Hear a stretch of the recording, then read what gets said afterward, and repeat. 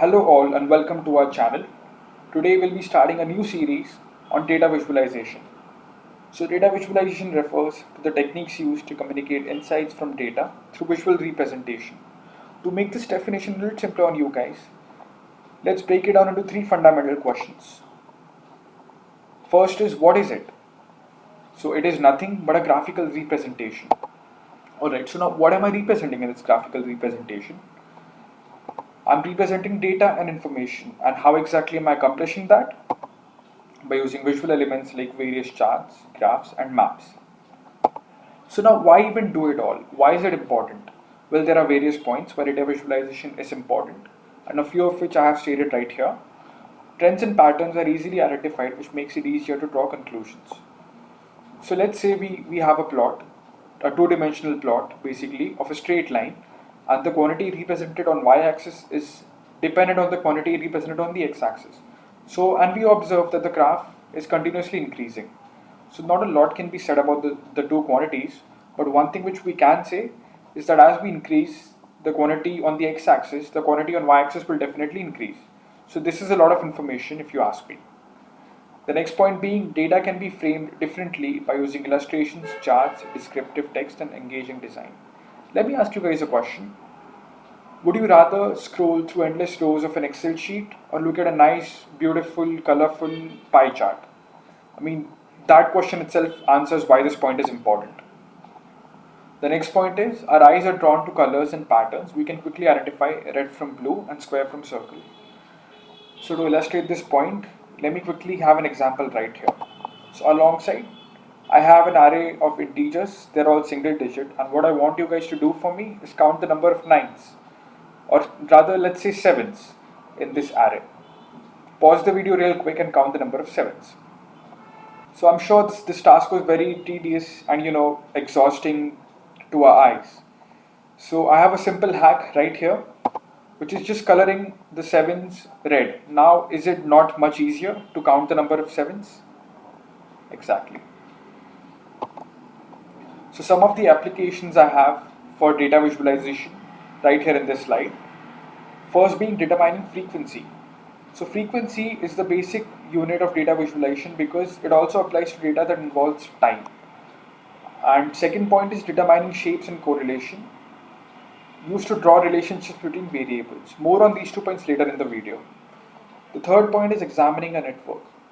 This function is used by market analysts to identify clusters and outliers. Fourth point being changes over time. The first step in a lot of data analysis is to see how data trends over time. And the fifth point being scheduling. Timelining a complex project, use of Gantt charts. So this right here is a Gantt chart. What has been accomplished here is a basic time schedule for a particular task. Alongside, if you see on the left hand side, there's various tasks, and what is represented in this figure is basically a timeline of those tasks. How are those tasks going to be performed? Basically organizing the entire work.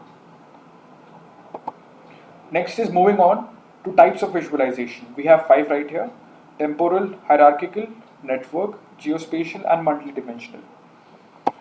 Temporal is essentially something which is related to time. So that is why these are similar to one-dimensional linear visualizations and are characterized by items that have a start and a finish time. Examples are scatter plots, line graphs, and time series sequence. On the right hand side, I have a time series sequence shown right here, where some particular quantity which is dependent on time is plotted on a time domain. Next is hierarchical. A particular order is followed in this graph, and it is usually used for showing linkages and follows a top-down or a bottom-up approach. Examples are tree diagram, sunburst diagram, and a ring chart. Here is a tree diagram, and another common example of a hierarchical type of data visualization is an algorithm. So moving on, we have network type of data visualization, which is used to show interconnected data and relationships between the data. Examples are matrix plots, node links, and node link diagrams. So I'm sure you all are wondering, what is the difference between network and hierarchical type of data visualization? Well, network type of data visualization is unordered, whereas hierarchical is ordered. It follows a particular order, either top down or bottom up. So one of the common examples of network is something which we use daily, the Google Maps, whereas in which data points being the locations and the roads which connect those locations are the linkages between those nodes. The next type of data visualization is geospatial, and it is mostly in the form of maps. The examples are heat density, a heat map, and a density map. I have a density map right here, which in this case shows the population of China. With darker colors representing higher population, whereas the lighter colors representing lower population. Now, last but not the least, the multidimensional type. Now, this is of utmost importance to machine learning because in machine learning, we essentially have to scan through data, and usually more than two variables are taken into consideration.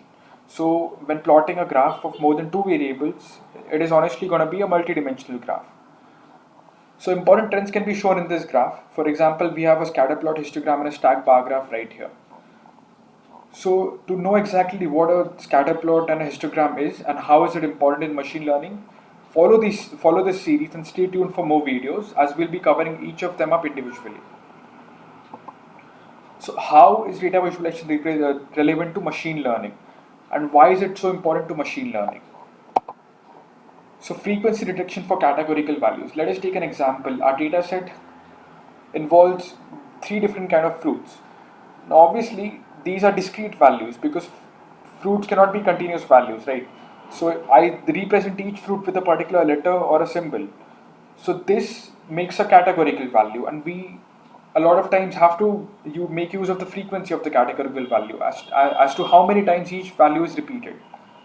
So this can be accomplished using various basic elements such as pie charts in machine learning.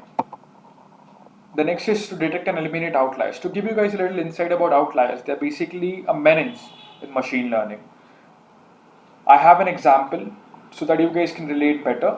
We all studied chemistry in 11th and 12th, right? And we studied the chapter on periodic table, and we had a lot of exceptions which we just had to mug up. Basically, no solution to that.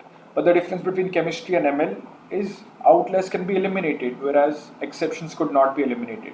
So just to do that, we use data visualization as to detect outliers. Moving on, we have the determination of type of correlation between variables. Now this term correlation carries a lot of significance in the field of machine learning. Correlation is essentially the relationship between two variables. Now two variables can either be positive or negatively correlated, and the correlation can be either strong or weak. Positive correlation would mean the slope of the plot to be positive, whereas negative correlation would mean the slope being negative, both of which are good considerations to make a model strong. Next is unlocking hidden trends and relationships between variables. Data visualization answers to questions which you've never even had. Which, if you think about this point, if you represent, say, a set of values over a graph, it is much easier to visualize as to how the values are behaving, with respect to another variable. So that is why we, rather than going through and comparing the values, we simply put them in a graph and see for ourselves how these values are behaving.